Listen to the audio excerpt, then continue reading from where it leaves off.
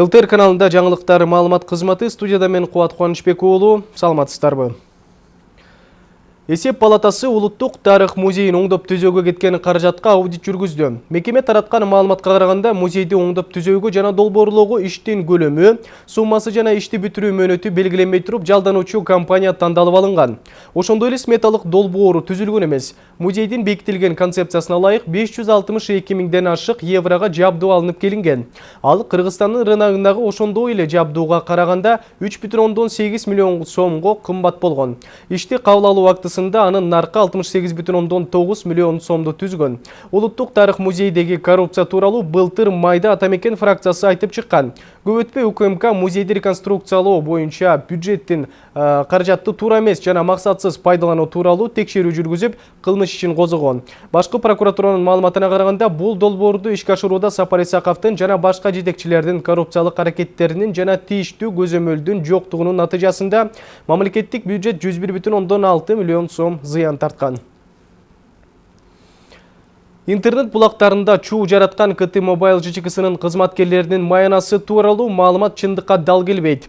Анда айрым кызматкерлердин ээлеген ордудагы туура көрсөтүлгөн эмес. Бул тууралуу аталган ишкананын директорунун орун басары Эрназар Иманкадыр уулу билдирди. Анын айтымында эң жогорку маяна 157 миң сомду түзөт. Ал эми эң төмөнкүсү 18 миң. Кызматкерлердин орточо айлыгы 35-40 миңге чукул. Ошондой эле ал КТ Mobile ЖЧКсынын пландары тууралуу да айтып берди. Рынок телекоммуникаций, он очень конкурентный. Коммуникация рыногунда атаандаштык күч. Аз айлыга эч ким келбейт. Биз ишти жаңы баштап жаткандыктан башка уюлдук операторлорго салыштырмалуу аз алабыз. Өлкөдө 3 чоң мобилдик оператор бар. Биз рынокко 4-чү улуттук уюлдук оператор катары киргени жатабыз. Башка мамлекеттердин тажрыйбасын эске алып, учурда иштеп жаткан уюлдук операторлордун бирөөсү менен биргеликте иштөө үчүн концепция даярдалган. Максатыбыз каражатты үнөмдөп, колдонуучуларга пайда келтирүү. Бүгүнкү күнгө чейин 478 миңге жакын салык төлөөчү бирдиктүү салык декларациясын тапшырды. Анын 58 миңи мамлекеттик жана муниципалдык кызматкерлер, дээрлик 45,5 миңи уюмдар, 214 миңи жеке ишкерлер, ал эми 74 миңи патент менен иштеген атуулдар. Жалпысынан декларация тапшырылгандардын көрсөткүчү өткөн жылга салыштырмалуу 23,5 миңге көбөйгөн. Буга кошумча электрондук түрдө үй мүлкүнүн эсебин бергендерде 2018 жылга караганда 12 миңге көп сакталган. Салык кызматынын өкүлдөрү мамлекеттик жана муниципалдык кызматта иштегендер тапшырган декларациянын туура жана толук чагылдырылышын талдоого алышкан. Анын жыйынтыгы менен 7,5 миң адамдын материалдары юридикалык баа берүү үчүн прокуратура органдарына жиберилди. Декларацияны өз убагында тапшырбагандыгы үчүн 774 салык төлөөчү Кыргыз Республикасынын бузуулар жөнүндө кодексине ылайык 985 миң сомго административдик айып салынды. Ошондой эле декларациялык кампания аяктагандан кийин мамлекеттик салык кызматы 568 мамлекеттик жана муниципалдык кызматчылар декларацияны өз убагында тапшырбаганын аныктады. Булардын тизмеги прокуратура органдарына тапшырылат. Бишкектин Түгөлбай ата Чыңгыз Айтматов көчөлөрдүн кесилишиндеги гараждар алынууда. Анткени ал жерлерди ижарага алуу мөөнөтү 2013 жылы соңуна чыккан. Бирок жеке тараптар аны муниципалдык менчикке карабай, кайтарбай пайдаланып келишкен. Бишкек шаарынын мэриясы кагаз жүзүндө эскертүү жөнөткөн, ага жооп болбогон соң сүрдүрүүгө аргасыз болушту. Айтсак, Бишкек башкы архитектуранын берген маалыматына ылайык гараждардын ордуна жол салынат. Азыркы маалда ошол кооперативде бизде 2 гаражыбыз бар. Бардыгы болуп азыркы жолго 230 гараж туш келип жатат. Андан тышкары бизде 18 капиталдык курулуштарыбыз бар. Бул гараждардын болсо өзүнүн мөөнөтү 2013 жылы бүткөн болчу. Бирок берилген күнү дагы убактылуу пайдаланууга берилген бул жер.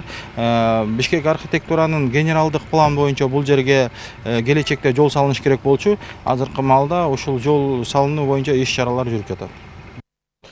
Ош облусунун Кара Суу районунда өрттөн 4 жеке турак жайдын чатырлары күйүп кетти. Кызыл жалын кечки саат 20-дан 20 мүнөт өткөндө Кызыл Кыштак айыл аймагынын жаңы турмуш айылындагы Имсина көчөсүндө чыккан.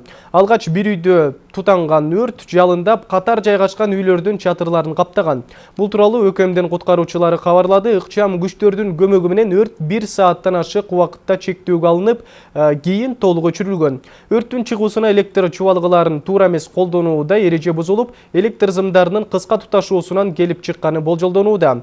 Бактыга жараша адамдар жабыркаган эмес, болгону өрттү өчүрүү учурунда бир өрт өчүргүч шатыдан тайып кетип, бутунан жеңил жаракат алган. Түштүк батыш бажысынын Тажикстандын акциздик маркасы менен жалпы 40 000 куту тамеки табылып алынды. Бул тууралуу мамлекеттик бажы кызматы билдирди. Маалыматка караганда, Жалал Абад облустунун Базар Коргон районундагы Совет айылында кыргыз жаранын Mercedes-Benz 814D автоунаасы токтотулуп текшерилгенде мыйзамсыз тизмекелер чыккан. Айдоочу кармалган учурда бажыга тийиштүү эч кандай документтерди көрсөтө алган эмес. Бул факты кылмыштар жана жазыктардын реестрине катталып, материалдар Жалал Абад облустук прокуратурасына өткөрүлүп берилди. Башка кабарлардан, Бишкек эркин экономикалык аймагында өлкөдө биринчи жолу алюминий биметалдык радиатор чыгаруучу ишкана ачылды. Анын дээрлик 90-95% экспортко багытталган ишкана жылына 23 миллион даана радиатор чыгара алат. Ушул тапта аталган жайда 100дөй жумушчу эмгектенүүдө. Завод толук кандуу ишке киргенде 700дөй киши иш менен камсыз болот. Алюминий биметалдык радиаторлордун кепилдиги 10 жылдан 20 жылга чейин жетет. Жалпы инвестициянын көлөмү 40 миллион долларды түзгөн. Жакынкы аралыкта ишкана идиш аяктарды дагы чыгарууну пландоодо. Заводдун ачылышына өкмөт башчы Мухаммедкалы Абылгазиев катышып, мындай ишканалар өлкөнүн экономикасын өнүгүүсүнө түрткү болоорун баса белгиледи.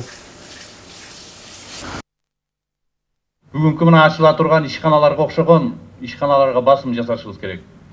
200, 300, 400, 1000ге чейин жумушчу орду бар ишканаларга басым жасашыбыз керек. Бул эмнени түшүндүрөт? Бул ар кандай экономикадагы көрүнүштөргө кризис болуп калса, ошого мобилдүү түрдө өзү мындай башка продукцияны чыгарып кеткенге өзүнүн мүмкүнчүлүктөрү болот.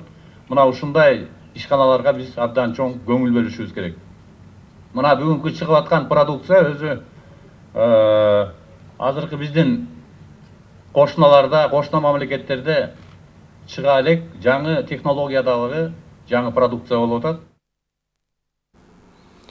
Үстүбүздөгү жылдын 4 айында Кыргызстандын ички дүң продукциясы 149 миллиарддан ашык сомду түзгөн. Бул тууралуу Улуттук статистика комитети билдирди. Аталган көрсөткүч былтыркы жылдын ушул мезгилине салыштырмалуу 5,7%га өскөндүгүнөн кабар берет. Кумтөр кен ишканасын эсепке албаганда, 2019 жылдын январь-апрель айларында ички дүң өнүмдүн көлөмү дээрлик 131 миллиард сомду түзүп, 1,6%га жогорулаган. Өнөр жай продукциясынын көлөмү 2019 жылдын январь-апрелинде 84 миллиард сомдон ашып, өткөн жылга салыштырмалуу 16%га өстү. Айыл чарбасында реалдуу өсүш байкалып 18%да түзгөн. Курулуш, чекене жана дүңүнөн соода кылуу 4%дан ашты. Ички булактардын эсебинен каржыланган инвестициялардын көлөмү 5,9%га төмөндөдү. Ал эми тышкы булактардын эсебинен каржыланган инвестициялардын көлөмү тескерисинче 46,2%га өстү. 2019 жылдын январь-апрелинде инвестициялардын негизги көлөмү инвестициянын жалпы көлөмүнүн 79%дан ашыгы, пайдалуу кендерди казуу, суу менен жабдуу, тазалоо, калдыктарды иштетүү, транспорт ишмердиги, дүң жана чекене соода жана турак жай курулушу объекттеринин курулушуна багытталды.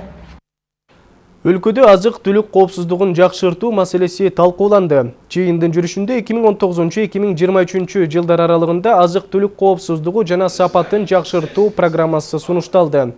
Максат өлкөнү табигый коопсуз тамак аш менен камсыз кылуу. Айтсак, форумга бийлик өкүлдөрү, бизнес ассоциациялар жана азык-түлүк коопсуздугу боюнча Евразиялык борбордук өкүлдөрү катышты. Мамлекеттен сырткаргы донорлор менен иштешүү боюнча кошуна мамлекеттер менен Европейский экономический комиссия менен чогуу бул чоң иш-чаралар уюштурулуп атат. Негизги максаты бүгүн ошол тамактанууну деңгээлин көтөрүү. мамлекет ичиндеги керектүү тамактанууларды камсыздагы. Бул сааттарга алынган жаңылыктар түрмөгү дал ушундай болду. Биз менен бирге болуңуздар.